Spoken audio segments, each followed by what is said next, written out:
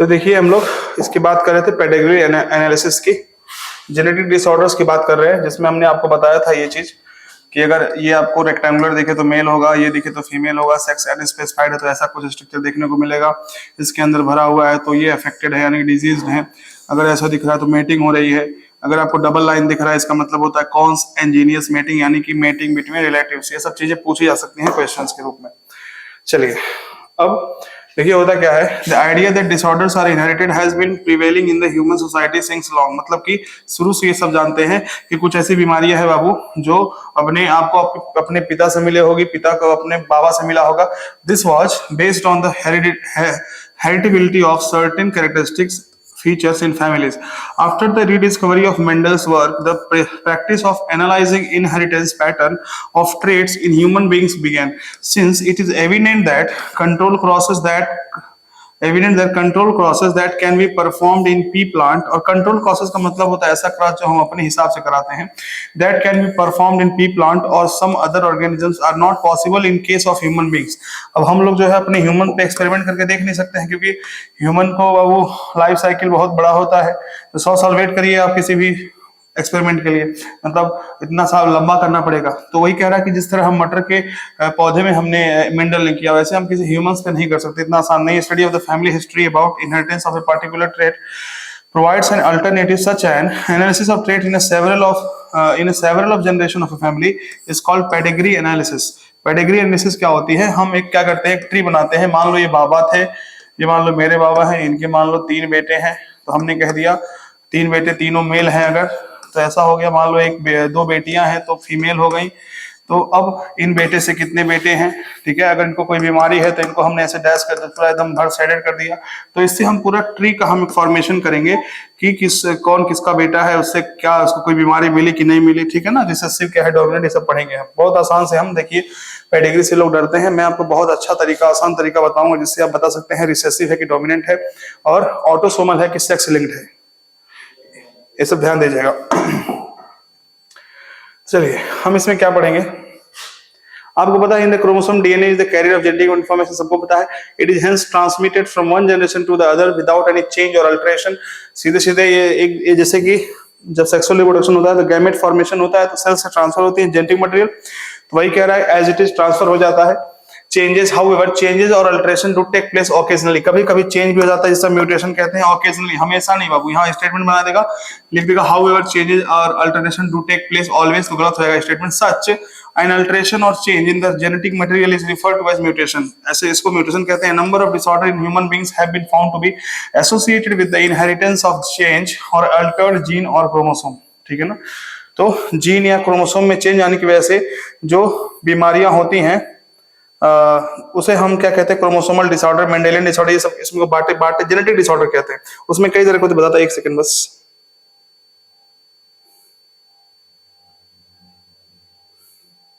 ठीक है, अब देखिए जेनेटिक डिसऑर्डर को हम 2 पार्ट में पढ़ेंगे, एक होता है मेंडेलियन डिसऑर्डर, एक होता है क्रोमोसोमल डिसऑर्डर। तो ये सब क्या चीजें हैं, एकदम एनसीईआरटी पे लगे रहिए आप। Broadly genetic disorders may be grouped into 2 category, Mendelian disorder and chromosomal disorder. Mendelian disorder are mainly determined by alteration or mutation in the single gene. अगर जीन में सिंगल जीन, समझ रहे ना, किसी एक सिंगल जीन में mutation हो जा रहा है या बदलाव हो जा रहा है, तब ये मेंडेलियन डिसऑर्डर कहलाता है। यहाँ से डेफिनेशन लिखा है, इसको याद कर लेंगे। These disorders are transmitted to the offspring on the same lines as we have studied in the principle of inheritance, मतलब अपने पूर्वज से ही मिलता है।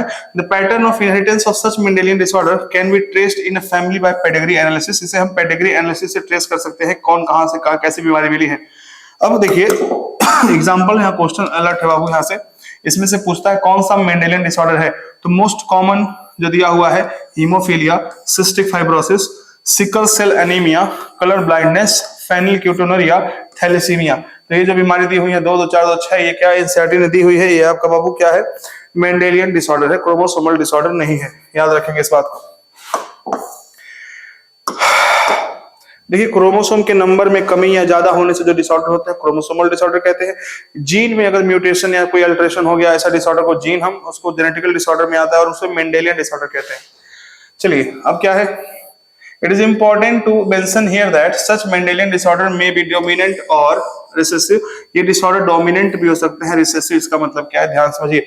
मान लो मेरे बाबा को कोई बीमारी थी, मान लो उनको सिकल सेल एनीमिया था, तो जैसे क्या है, मैंने कहा मान लो किसी को हीमोफीलिया है। क्या है हीमोफीलिया, ध्यान सुनना। चलिए अभी मैं अगर नाम लूंगा बीमारी का तो आप कॉम्प्लेक्सिटीज होगी, ऐसे समझो। देखो मान लो एक बीमारी है जो मेरे बाबा को थी और सीधे मेरे पापा को ही, मुझे नहीं हुई। ध्यान समझना, मेरे बाबा को थी, मुझे नहीं हुई, लेकिन अच्छा ऐसे समझो, ये हैं मेरे बाबा, ये है मेरी दादी, ये है मेरे पिताजी और ये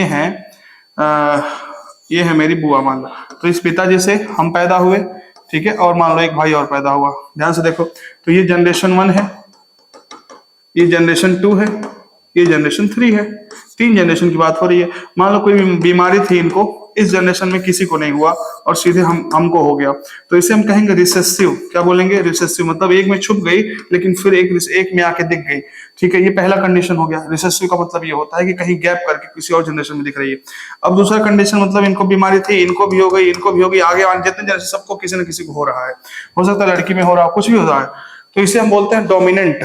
क्या कौन सी बीमारी बोलेंगे, तो जो डोमिनेंट क्या है, रिसेसिव। समझ आ गया। तो पेडिग्री देख क्या बता सकते हो, देखो आपको दोनों में से बताना हो कि डोमिनेंट कौन है, रिसेसिव कौन। देखो इस जनरेशन में किसी को है, हाँ है। इस जनरेशन में किसी को हुआ, हाँ हुआ। इस जनरेशन में किसी को हुआ, देखिए कहते नहीं हुआ। अरे बाबू ये इन्हीं के बच्चे हैं, है कि नहीं बोलो, और ये भी किसके, इन्हीं के बच्चे हैं, तो जनरेशन सेम है ना। तो इसमें भी हुआ, तीनों जनरेशन में देखने को मिल रहा है। यानी कि जो ए वाला है बाबू, आप देखिएगा ए वाला डोमिनेंट बीमारी है। कैसी बीमारी है, डोमिनेंट। चलिए इसमें आइए, इस जनरेशन में ध्यान से देखिएगा, इस जनरेशन में है, नहीं है। इस जनरेशन में किसी को है। इस जनरेशन में किसी को बीमारी है, हाँ है। यानी कि एक जनरेशन में छुप गया है, यानी कि ये कैसी बीमारी होगी, रिसेसिव। किसी बीमारी हो, तो किसी भी पेडिग्री को देख के आप बता सकते हैं कौन सा डोमिनेंट बीमारी है, कौन सी बीमारी रिसेसिव है। ये मैंने आपको एक सही तरीका बता दिया। चलिए अब देखिए क्या है, बाय पेडिग्री ये हो गया। Similarly, the trait may also be linked to the sex chromosome। अगर सेक्स क्रोमोसोम से लिंक है बीमारी तो उसे हम बोलेंगे, जैसे एग्जांपल हीमोफीलिया है। इट इज एविडेंट, एक सेकेंड, हेलो, हाँ अंकल बोलिए। अभी हम 5 मिनट फोन कर रहे हैं। देखिए अब देखिए क्या है, it is evident that this x linked recessive, जैसे बात कर रहे हैं ना, यहाँ पे भी एक्स लिंक होंगे, वाई लिंक होंगे, ये सब होगा। तो ये क्या होगा, मान लो देखो दो तरह के यहाँ हम एनसीईआरटी में पढ़ेंगे। एक होगा एक्स लिंक्ड डिजीज या सेक्स लिंक, और दूसरा होगा क्या, ऑटोसोमल। मतलब कि जैसे हमारे बॉडी में हर सेल में क्रोमोसोम्स होते हैं, 22 ऑटोसोम्स होते हैं। दो क्या होते हैं, दो होते हैं सेक्स क्रोमोसोम्स, एक्स और वाई।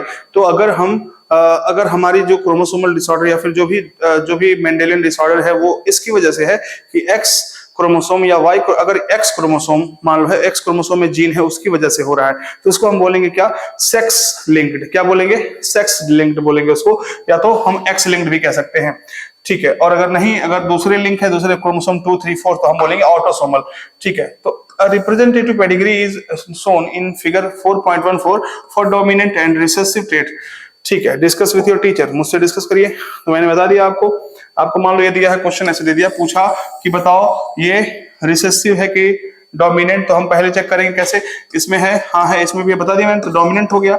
इसमें एक में नहीं है तो रिसेसिव हो गया, ठीक है। चलिए अब दूसरी बात आती है बाबू कि आप कैसे चेक करेंगे कि सेक्स लिंक है या फिर डोमिनेंट है। ध्यान समझना, सेक्स लिंक और डोमिनेंट ये समझना पेडिग्री से बहुत ही इंपॉर्टेंट और थोड़ा टफ होता है। मैं आपको एकदम इजी तरीका बता रहा हूं। देखो ये दोनों ही बाबू आपको दिख रहा है कि ये दोनों ही क्या है, आपके ऑटोसोमल है। ये देखिए दोनों ऑटोसोमल है, यानी कि सेक्स लिंक्ड नहीं है। यानी कि एनसीईआरटी में तो दोनों एग्जांपल दिया है, सिर्फ और सिर्फ ऑटोसोमल का दिया है, तो चांस यही इसी का पूछने का। लेकिन अगर अपने से बना दिया, ध्यान से देखेंगे, यहाँ फीमेल को है बाबू, इसमें मेल को भी हो गया, फीमेल को भी हो गया, तो इसको हम बोलेंगे ऑटोसोमल। क्या बोलेंगे, ऑटोसोमल। ध्यान से समझना, ऑटोसोमल। देखिए यहाँ पे मेल को भी है, फीमेल को भी है, ठीक है ना। यानी कि अगर कोई बीमारी देखेंगे हम, एक से फीमेल से मेल में आ रहा है, किस में आ रहा है, फीमेल से सिर्फ और सिर्फ मेल को आ रहा है, इसको हम बोलेंगे एक्स लिंक्ड बोलेंगे। क्या बोलेंगे? क्रिस क्रॉस कहते हैं। कभी फीमेल से फीमेल में ट्रांसफर नहीं होगा, फीमेल से किस में आएगा? मेल में आएगा। तो जहां पे सिर्फ फीमेल से मेल में दिख जाए उसको एक्स लिंक्ड सेक्स लिंक्ड मान लेना। तो मैं तरीका बता दिया आपको जो 99.9% सही रहेगा। पहली बीमारी जो पढ़ने जा रहे हैं, तो देखिए जो ग्राफ दिया हुआ है, पहला जो दिया हुआ है माइटोनिक डिस्ट्रॉफी के लिए दिया हुआ है, जो कि ऑटोसोमल डोमिनेंट ट्रेट डिजीज है, और जो दूसरा है वो ऑटोसोमल रिसेसिव ट्रेट है, सिकल सेल एनीमिया। नाम एज इट इज याद कर लेंगे सब कुछ, इसमें कुछ समझने ऐसा नहीं रटने वाला है। It is a sex link recessive disorder, very very important, sex link recessive disorder due to, यानी कि ये भी फीमेल से मेल में ट्रांसफर होगा, due to effect in either red और ग्रीन। सब लोग ध्यान समझेंगे कलर ब्लाइंडनेस को, क्वेश्चन आया है नीट में कई बार और टेस्ट में भी 3-4 आएगा।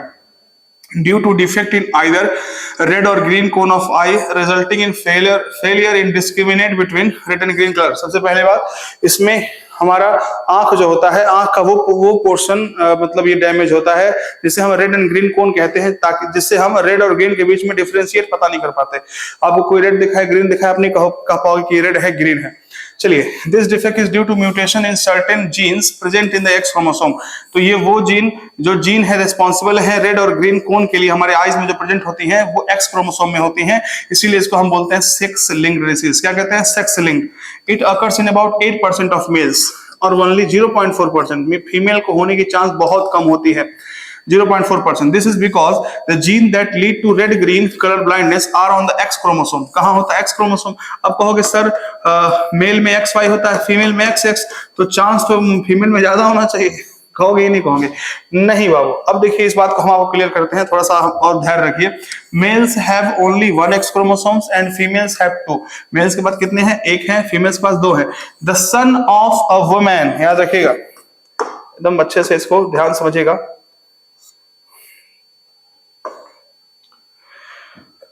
देखिए, the son of the woman who carries, the son क्या लिखा है देखो, ध्यान समझेंगे, the son of a woman who carries a gene has a 50% chance of being colour blinded. एक लड़का है जिसकी माता जी कैरी कर रही है, ध्यान समझना। कैरियर क्या होता है? कैरियर का मतलब क्या होता है? मान लो कोई फीमेल कैरियर है, तो उसमें क्या होगा? कैरियर यानी कि इसके पास एक जो क्रोमोसोम होगा वो डिफेक्टेड होगा, लेकिन बात यह है कि जब तक ये दोनों नहीं आएगा इनके पास, तब तक ये क्योंकि आपको पता है रिसेसिव एक्स क्या होता है? रिसेसिव जीन होता है, रिसेसिव एलील होता है, और जब एलील है तब तक दोनों डिफेक्टेड नहीं होंगे, तब तक डिजीज नहीं होगा, याद रखना। तो अगर एक ही पे मैंने दिखाया है एक्स के ऊपर सी, मतलब कलर ब्लाइंडनेस के लिए एक क्रोमोसोम इसके पास है, इनको हम कैरियर बोलेंगे, और ये डिफेक्टेड नहीं होंगे, नॉट इफेक्टेड, नॉट डिजीज्ड। याद रखना, जो बता रहा हूं आपको बहुत सिंपल टर्म बता रहा हूं। तो कैरियर का मतलब क्या होता है कि एक क्रोमोसोम पे उनका डिफेक्टेड है, लेकिन उनके अंदर कोई सिम्टम नहीं है, कोई बीमार नहीं, उनके अंदर वो बीमारी ही नहीं है, बस कैरियर है वो। तो कह रहा है एक सन, एक लड़का जिसकी माँ क्या है बाबू? डिजीज्ड है, जिसकी माँ क्या है? कैरियर है, उसको 50% चांस है कलर ब्लाइंड होने का। इस बात को हम देखते हैं। चलिए, मान लीजिए एक औरत है, चलिए पूर्ण स्क्वायर बनाते हैं। एक औरत है, उनके पास 2 क्रोमोसोम है, XC और X। XC मतलब वो कैरियर है, एनसीईआरटी ने बोल दिया है। मान लो उसने शादी की नॉर्मल बंदे से, तो अब क्या हुआ? इसका क्रॉस होगा XXC, XCY, और क्या होगा? XX, और क्या होगा बताइए? और क्या होगा? XY। ध्यान से देखना। अब देखो यानी कि इनको पास 2 लड़की हुई, 2 लड़का। अगर देखो यहाँ पे जितने लड़के हो रहे हैं, मान लो जितने लड़के हैं, X पे आ गया C, देखो ध्यान से, X पे C आया, Y आया, और दूसरा लड़का जो हुआ XY आया। यानी कि अब ये जो है, अब ये जो कैरियर नहीं कहलाएगा, ये डिजीज्ड कहलाएगा, क्योंकि इसके पास एक ही एक्स क्रोमोसोम है, और वो भी क्या है बाबू? वो भी डोमिनेंट है, कह सकते हैं कि एक ही एक्स क्रोमोसोम है, वो भी डिजीज्ड है, डिफेक्टेड है, तो ये पूरा अपने कैरेक्टर को शो करेगा। तो ये हो गया आपका कलर ब्लाइंडनेस वाला लड़का, और ये विदाउट कलर ब्लाइंडनेस। तो 2 लड़के हुए, मान लो कि 2 बच्चे, उसमें से एक बच्चे का पूरा मतलब चांस है कि वो कलर ब्लाइंडेड होगा। तो हम वही कह रहा है कि एक लड़का है जिसकी माता क्या है? कैरियर है, तो 50% चांस है कि उस बच्चे को क्या हो जाएगा? Colour blind. The not herself colour blind because the gene is recessive, क्योंकि जीन क्या है, रिसेसिव है, that means that its effect is suppressed bye her matching dominant normal gene. अगर यही XC होता किसी में, तब जाकर हम कहते हैं डिफेक्टेड फीमेल होगी। A daughter will not normally B colour blindness, very very important, ध्यान समझना, इसको पॉज करके इस अपना स्क्रीनशॉट ले लेना, ठीक है। अब देखिएगा दूसरा जो कंडीशन बताने जा रहे हैं हम, बताने जा रहा है कि फीमेल जो है कब, क्या वो कंडीशन है जिसमें फीमेल कलर ब्लाइंडनेस हो सकती है, unless her mother is a carrier and her father is colour blindness. मान लो फादर क्या है, फादर डिजीज्ड है, यानी कि XCY, देखो Y पे C नहीं लगाते क्योंकि X लिंक्ड है, याद रखना इसको। अब देखिएगा मदर क्या है, मदर कैरियर है, हम नहीं कह रहे, क्वेश्चन कह रहा है मदर क्या है, कैरियर। चलिए क्रॉस कराते हैं, तो ये पनेट स्क्वायर है, XCY XCX, तो XC हो गया, बोलो यस। यहाँ पे क्या हो गया, XCY हो गया, सॉरी XCX हो गया, यहाँ पे क्या हो गया XCY, और यहाँ पे क्या हो गया XY। तो देखो यहाँ पे XC मिल गया, यानी कि फीमेल जो है, फीमेल यहाँ पे डिजीज्ड हो गई, फीमेल को कलर ब्लाइंडनेस हो गया। तो यही कंडीशन है जो नीट में पूछा जाएगा एकदम ऐसे ही, कि अगर फीमेल को बनाना है कलर ब्लाइंडनेस तो फादर उसके क्या होने चाहिए, डिजीज या इन्फेक्टेड होने चाहिए, और मदर क्या एटलीस्ट कैरियर होनी चाहिए, तभी हो पाएगा। तो ये बात बता दिया। अब जो क्वेश्चन आएगा टेस्ट में आप अच्छे से सॉल्व कर सकते हो। चलिए नेक्स्ट क्वेश्चन देखिए, नेक्स्ट हीमोफीलिया। हीमोफीलिया भी क्या है, सेक्स लिंक रिसेसिव है। इसके पहले वाला भी क्या था, sex link recessive, which shows its transmission from unaffected carrier female to some of the male present. ये भी वही होगा, सेक्स लिंक्ड है, एक्स लिंक्ड है, तो अनअफेक्टेड कैरियर फीमेल से कहां जाएगा, मेल प्रोजेनी में जाएगा। Has been widely studied in this disease a single protein that is a part of a cascade of protein involve in the clotting of blood is affected, यानी कि वो protein affected होता है जो blood को clot करता है। तो ब्लड को अगर वो इफेक्ट हो गया तो क्लॉट नहीं करने देगा, और ब्लड अगर किसी कट हो गया तो बहता रहेगा बार बार। Due to this in an affected individual a simple cut will result in non stop bleeding. अगर थोड़ा सा भी कट हो गया तो ब्लीडिंग बहुत ज्यादा होगी, क्योंकि वो प्रोटीन जो कैस्केड प्रोसेस आपने पढ़ा होगा थ्रोम्बोकाइनेज वगैरह वाला, वो प्रोटीन जो करता क्या है, वो प्रोटीन जो ब्लड को क्लॉट कराता है वो काम करना बंद कर देगा, तो ब्लीडिंग रुकेगी ही नहीं, ठीक है। द हेट्रोजाइगस फीमेल, जिसको हम कैरियर कह रहे हैं, हेट्रोजाइगस फीमेल, यानी कि हम कह दें एक्स, हीमोफीलिया है तो H डाल दें, ठीक है, ऐसे लिख दिया मैंने, हेट्रोजाइगस फीमेल कैरियर। तो बाबू फीमेल ह्यूमन में हेट्रोजाइगस नहीं होती है, एक पे क्या है, एक पे H है, हीमो यानी कि कैरियर है, इसलिए हम इसको हेट्रोजाइगस कह रहे हैं। एक के ऊपर मैंने H लिख दिया, यानी कि ये अफेक्टेड नहीं है लेकिन कैरियर है, ये क्या है, कैरियर है, याद रखना। फॉर हीमोफीलिया में transmit the disease to son, तो ये अपने बच्चों को ट्रांसमिट कर सकती है। The possibility of a female becoming a haemophilic is extremely rare because mother of such a female has to be at least carrier and the father should be haemophilic. चलिए मान लो पहला कंडीशन हम बता रहे हैं, एक फीमेल कैरियर है और एक मेल नॉर्मल है। अब ये दोनों शादी कर रहे हैं, यानी कि ये दोनों सेक्सुअल कांटेक्ट बना रहे हैं, तो XY XHX, तो क्या क्या आएगा, XXH XHY XX और XY। तो देखिए जो लड़का हुआ, इनको दो लड़के में से एक, यानी कि 50% चांस है कि लड़का क्या हो जाएगा, हीमोफिलिक होगा, और लड़की जो हीमोफिलिक का चांस कोई नहीं होगा, बस कैरियर होगी। अब जो है दूसरा कंडीशन हम लेते हैं, दूसरा कि वह कह रहा है क्या कि because mother of such a female has to be carrier, mother को कैरियर होना पड़ेगा और फादर को हीमोफिलिक। तो मान लो फादर उस किसी के फादर क्या हीमोफिलिक है, यानी कि XHY, और मदर क्या है बाबू, वही सेम कलर ब्लाइंडनेस वाला है XCX। अब क्या होगा ध्यान से देखिए, क्रॉस कराइए, क्या कराएंगे, क्रॉस कराएंगे। अब जब क्रॉस करा दिए तो देखिए क्या होगा, यहाँ पे XH डालिए, यहाँ पे Y डालिए, यहाँ पे XH डालिए, ठीक है, और यहाँ पे X डालिए, तो क्या होगा XH, यानी कि देखिए फीमेल आपको मिल गई क्या। तो अगर आपको देखिए ध्यान से, दो बात बताते हैं हम आपको कि अगर कोई फीमेल कैरियर है कलर ब्लाइंडनेस के लिए, हीमोफीलिया दोनों के लिए, अगर फीमेल कैरियर है और उसका उसका जो भाई हस्बैंड है वो क्या है, वो नॉन कैरियर, मतलब कैरियर हो ही नहीं सकता, वो डिजीज्ड है, उस केस में जो लड़के होंगे उसका 50% चांस होगा, ठीक है ना। सॉरी, फिर से देखिए सुनिए, मैं दो बात कह रहा हूं। देखिए पहले नॉर्मल कंडीशन, अगर फीमेल कैरियर है और मेल क्या है, नॉर्मल है, उस केस में जो लड़का होगा उनका सन, उनका 50% चांस है कि कलर ब्लाइंडनेस हो सकता है या तो हीमोफीलिया हो सकता है। लेकिन अगर मदर क्या है, कैरियर है और जो किसी कोई लड़की है उसका मदर कैरियर है और उसका पिता क्या है, वो डिजीज्ड है, तब जाके वो लड़की को हीमोफीलिया या फिर कलर ब्लाइंडनेस होगा। बता दिया मैंने, समझा दिया। चलिए यहाँ पे क्वीन विक्टोरिया का क्या दिया हुआ देख लो, लिखा हुआ है कि the family pedigree of Queen Victoria shows a number of haemophilic descendants as she was a carrier of the disease. ठीक है ना, क्वीन विक्टोरिया में ये देखने को मिला है हीमोफिलिक मतलब ये पूरा डिजीज उन्हीं की फैमिली में है, इसलिए इसको सिकल सेल एनीमिया क्या है, ध्यान से देखिए। बस 2 मिनट, 3-4 मिनट और 5 मिनट। चलिए, sickle cell anaemia, this is an autosome link recessive. अभी तक हमने जो दोनों पढ़ा वो क्या था, सेक्स लिंक रिसेसिव था। अब आता है autosome link recessive trait that can be transmitted from parent to offspring when both the partners are carrier. ये तब जाके, देखिए ध्यान से इसको समझिएगा बहुत अच्छे से, ये ऑफस्प्रिंग में तब जाएगा जब दोनों मतलब पार्टनर्स मेल या फीमेल दोनों क्या हो, कैरियर हो और heterozygous. The disease is controlled bye a single pair of allele HBA and HAS। तो 2 एलील्स हैं HBA और हीमोग्लोबिन ऐसे HB मतलब, और यहाँ पे S, इन दोनों एलील से कंट्रोल होता है ये। Out of 3 possible genotype only homozygous individual for HBS show the disease phenotype. Heterozygous individual appear apparently unaffected but they are carrier for the disease. देखिए, जब तक HBS नहीं आएगा तब तक डिजीज्ड नहीं कहलाएंगे। अगर HBS और HBA आ गया हेट्रोजाइगस, तब ये कहेंगे पार्शियली अफेक्टेड, या तो हम कहेंगे कैरियर। क्या कहेंगे, कैरियर। यहाँ पे सिकल सेल एनीमिया की बात हो रही है, और अगर HBA और HBA आया तो कहलाएंगे नॉर्मल। क्या कहलाएंगे, तो 3 पॉसिबिलिटीज हैं उसमें, बस HBS वाला जो है आपको यही डिजीज आपको प्रोवाइड कर सकता है। चलिए,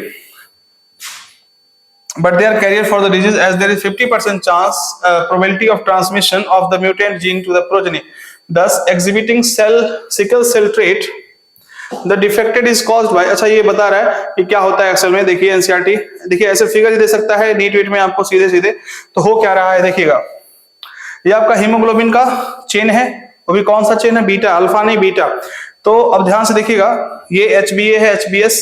अब ध्यान से देखिए इसमें क्या हुआ, पहले क्या था, पहले आफ्टर। देखिए लिखा है एनसीईआरटी ने कि micrograph of the red blood cells and the amino acid composition of the relevant portion of beta chain of haemoglobin, ए क्या है फ्रॉम नॉर्मल और क्या है दूसरा अफेक्टेड। चलिए क्या है ये देखते हैं इसको। ये बाबू आपका क्या था, गाग था, GAG यहाँ पे भी है, कोई दिक्कत नहीं है। तो अब यहां से जो mRNA है बाबू, ये जो प्रोटीन बना रहा है, तो उसमें जो अमीनो एसिड है ये कौन है, ग्लूटामिक एसिड। कौन है बाबू, ग्लूटामिक एसिड। अब क्या हुआ इसमें से, आप ये देखिए sickle cell anaemia is the very good classical example of point mutation. तो देखिए T यहाँ पे क्या आया, T के जगह पे U आ गया, कौन आ गया, तो म्यूटेशन हो गया। तो गाग से क्या हो जाता है, ध्यान से देखेंगे यहाँ पे क्या गुग हो गया, ध्यान से देखना। देखिए यहाँ पे CAC था, मतलब जो इसका RNA बना। अब देखिए यहाँ पे GUG आ गया। अब ये किसके लिए कोड कर रहा है, वैलिन के लिए कोड कर रहा है, वैलिन। तो यही बात आता है, ग्लूटामिक एसिड के जगह पे कौन आ जा रहा है, वैलिन। तो अब तो पूरा प्रोटीन चेन ही क्या हो गया, डिस्टर्ब हो गया। अब जो होगा इसका शेप सिकल हो जाएगा, हंसिया की तरह हो जाएगा, सिकल सेल ऐसे, सिकल शेप हंसिया की तरफ ऐसे हो जाएगा। देखो ये है नॉर्मल, ये देखो कैसे कैसे हो जा रहा है। तो सिकल सेल एनीमिया कहते हैं इसको, क्या कहते हैं, sickle. It is a very good example of point mutation. तो 6th पोजीशन पे ग्लूटामिक एसिड की जगह पे वैलिन आ जाता है। कौन आ जाता है बाबू, वैलिन आ जाता है, तब ये होता है, याद रखेंगे। ओके, अब होगा क्या इससे, the substitution of amino acid in the globin protein है ना, valine at the 6th position of the, ठीक है। Okay, the substitution of amino acid in the globin protein result due to the single base substitution at the 6th codon of the beta globin chain. तो गाग से क्या हो गया, गुग हो गया। The mutant hemoglobin molecule undergoes polymerization under low oxygen tension, ठीक है, causing the change in the shape of RBC। Change होता है biconcave disc to elongated sickle। पहले था biconcave, अब हो गया क्या, elongated sickle shape हो गया। चलिए नेक्स्ट आता है फिनाइल कीटोन्यूरिया। ये क्या होता है बाबू, this inborn error of metabolism is also inherited as autosomal recessive. किसका एग्जांपल है ये, ऑटोसोमल रिसेसिव का।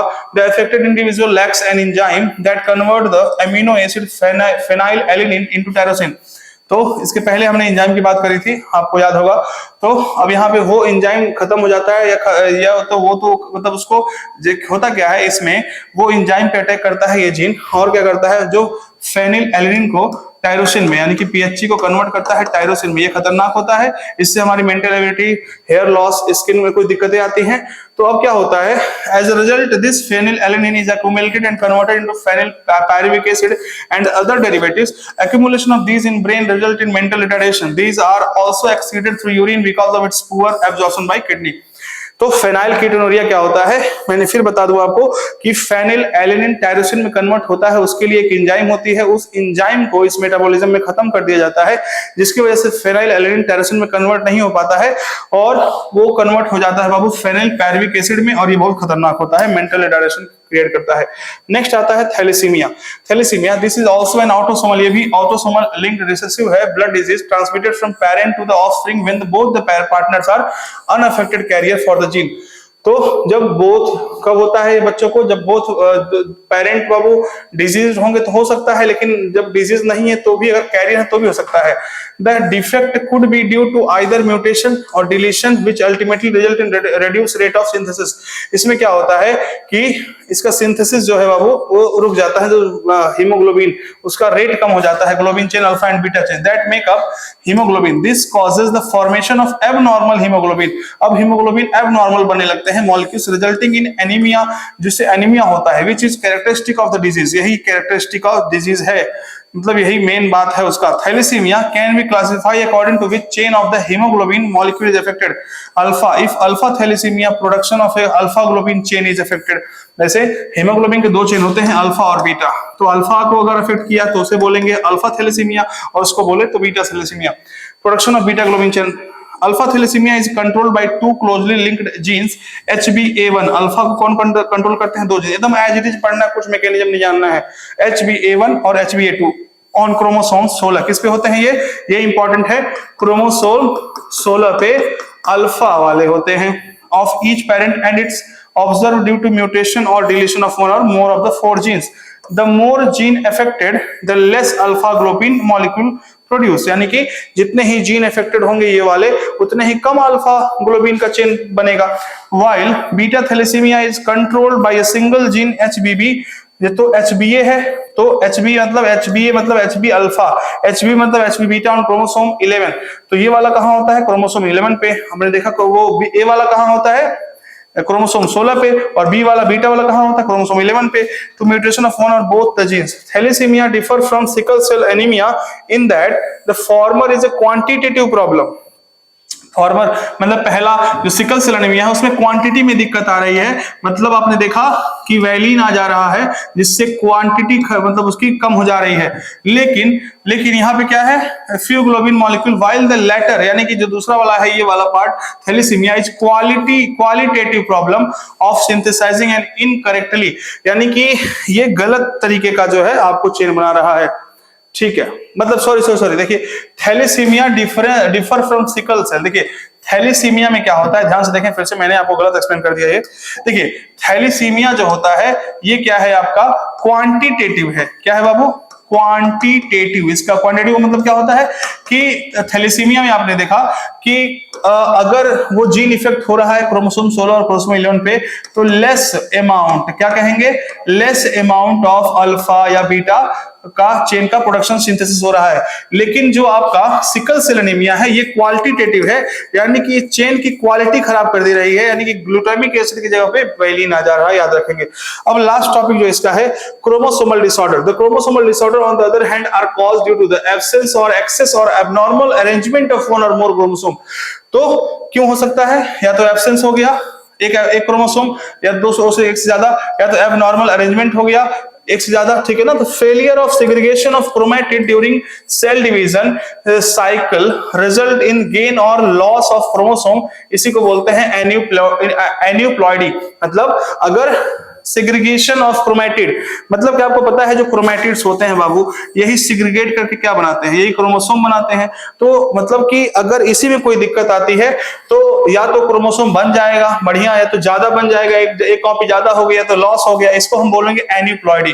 फॉर एग्जांपल, जैसे एग्जांपल यहाँ पे दिया हुआ है, down syndrome result in the gain of extra copy of, अगर 21 वाले क्रोमोसोम का 2 कॉपी बन गया, कितने कॉपी बन गए, 2 कॉपी, तो इस बीमारी को हम कहते हैं क्या, डाउन सिंड्रोम। क्या बोलते हैं, Down syndrome. Turner syndrome result due to loss of, अगर एक एक्स क्रोमोसोम खत्म हो जा रहा है, लॉस हो जा रहा है, तो इसको बोलेंगे टर्नर सिंड्रोम। ये फीमेल में देखने को मिलता है।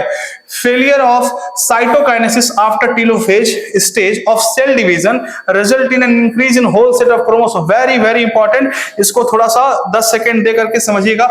पॉलीप्लॉइडी क्या होता है, मान लो एक सेल है बाबू, सब कुछ हो गया, G1 हो गया, S हो गया, G2 हो गया, तो जब इतना हो गया तो एक क्रोमोसोम कितने में डिवाइड हो गया, 2 में। अब क्या होना है, सेल को डिवाइड करना है, तो सेल डिवाइड होता तो इसमें एक क्रोमोसोम चला जाता, इसमें एक चला जाता, लेकिन सेल डिवीजन होता ही नहीं है। देखो लिखा हुआ है failure of cytokinesis, cell division नहीं हुआ, तो अब एक ही सेल में 2 क्रोमोसोम आ गए, इसी को हम कहते हैं बाबू क्या, पॉलीप्लॉइडी। क्या कहते हैं, polyploidy. This condition is often seen in plant, कहां देखने को मिलता है, प्लांट में। The total number of chromosomes in a normal human cell is 46. Out of these, 22 pairs are autosomes and 1 pair is chromosomes, are sex chromosomes. Sometimes, though rarely, either an additional copy of the chromosomes may be included in an individual. बस खत्म, ये बता दें हम आपको। Individual may lack one of any one pair, किसी में हो सकता है कम हो। This situation known as trisomy। फिर से देखिए क्या कह रहा है, आइदर एन एडिशनल, जैसे कि नॉर्मल हमारे पास 24, हमारे पास 46 क्रोमोसोम है, तो 46 से हो सकता है कुछ ज्यादा हो जाए या 46 से कम हो जाए, इस प्रोसेस को बोलते हैं ट्राइसोमी। क्या बोलते हैं, ट्राइसोमी कहते हैं। तो 1 पेयर की बात कर रहा है, 1 पेयर मतलब समझ रहे हैं 2n, दीज सॉरी मतलब 1 पेयर मतलब 2 chromosome, this situation are known trisomy और मोनोसोमी, और मोनोसोमी ऑफ क्रोमोसोम रेस्पेक्टिवली। देखिए फिर से देखिए, ट्राइसोमी कब कह रहा है, जब एडिशन हो रहा है, क्या हो रहा है, एडिशन, और अगर कम हो जा रहा है तो क्या बोल रहा है, मोनोसोमी। क्या कह रहा है, मोनोसोमी। देखिए फिर से देख लीजिए, देखिए यहां पे साफ लिखा है कि out of this 22 pairs are autosomes, 5 minute में आ रहा है, and 1 pair of chromosomes are sex chromosome. Sometimes though rarely either an additional copy of a chromosome may be included. अगर एडिशन आ गया तो हम कहेंगे, एक्स्ट्रा आ गया तो ट्राइसोमी, घट गया तो बोलेंगे मोनोसोमी। ठीक है, अब क्या कह रहा है, such a situation leads to very serious consequences in the individual Down syndrome. ठीक है ना, टर्नर सिंड्रोम और किनफिल्टर, इसको हम पढ़ते हैं थोड़ा सा, इसमें एनसीईआरटी जितना दिया उतना ही देखेंगे। The cause of this genetic disorder is the presence of an additional copy of the chromosome number 21, यानी कि 21 नंबर क्रोमोसोम की ट्राइसोमी, यानी कि जो 21 नंबर 21st नंबर क्रोमोसोम है, इसकी एक एक्स्ट्रा कॉपी बन जाती है। This disorder was first described by Langdon Down in 1866। Question बन सकता है एकदम एक एक चीज। The affected individual is short statured with small, मतलब एकदम हाइट छोटी होगी, small round short statured, small round head, छोटा सा एकदम हेड होगा बॉडी के हिसाब से, फरो टंग पूरा एकदम ऐसे गड्ढा जैसा होगा, अजीब सा, एंड पार्शियली ओपन माउथ, हल्का माउथ हमेशा खुला रहेगा। पाम इज ब्रॉड, जो उनकी मतलब हथेली होगी चौड़ा होगी। Characteristic palm crease, physical, psychomotor and mental development is retarded. इतनी सारी प्रॉब्लम हो सकती है उनको डाउन सिंड्रोम में। फिर आता है Klinefelter syndrome. This genetic disorder is also caused due to the presence of an additional copy of X chromosome. अगर 21 की एक एक्स्ट्रा कॉपी हो गई तो बोलते हैं डाउन सिंड्रोम। अगर हम कहते हैं X की एक एक्स्ट्रा कॉपी हो गई तो बोलेंगे हम क्या, Klinefelter syndrome। और ये 47 हो गया, मतलब होता कितना है, 44 प्लस XY, तो एक और X आ गया तो कितना हो गया, 44 3 47। तो ये देखने को किसको मिलता है, मेल में देखने को मिलता है। याद रखेंगे किसमें देखने को मिलता है। ठीक है, ये किसमें देखने को मिलेगा, द फेमिन डेवलपमेंट। तो भाई अगर देखिए क्या कह रहा है, एक्स वाई है, एक्स्ट्रा एक्स, तो पक्का मेल में देखने को मिलेगा, तभी ना एक्स एक्स वाई हो गया।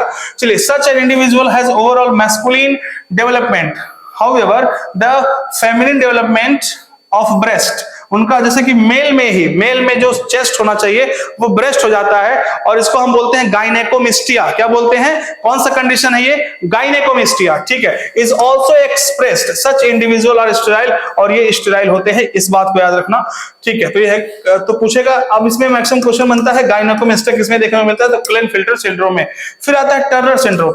सच a disorder is caused due to the absence of one of the X chromosome. X chromosome की एक्स्ट्रा कॉपी मिल गई तो क्लेनफिल्टर कह दिए, एक्स क्रोमोसोम की अगर गायब हो गया तो खत्म हो गया तो कह दिए Turner syndrome. Such a disorder is caused due to the, यानी दोनों ट्राइसोमी था, ये मोनोसोमी है, याद रखेंगे। 45 होगा इसमें, सच फीमेल्स आर स्टेराइल, फीमेल्स क्या होंगी, स्टेराइल, तो यानी कि ये फीमेल्स में होगा। आर रूडिमेंट्री, यानी कि ओवरी एकदम डिसफंक्शनल है, डिजेनरेटेड है, besides other features including lack of other secondary sexual, कुछ सेकेंडरी सेक्सुअल ग्रोथ नहीं होगा उनका, ठीक है ना। तो ये चैप्टर भी खत्म हो गया, एकदम बढ़िया से, एकदम डिटेल जो पढ़ेगा बाबू कल एकदम 50 में 50 करके लाएगा, एक एक क्वेश्चन एकदम वादा है, ठीक है ना। बाकी ये सब मैंने आपको बता दिया, अच्छे से सब समझ में आया होगा। बाकी मिलते हैं।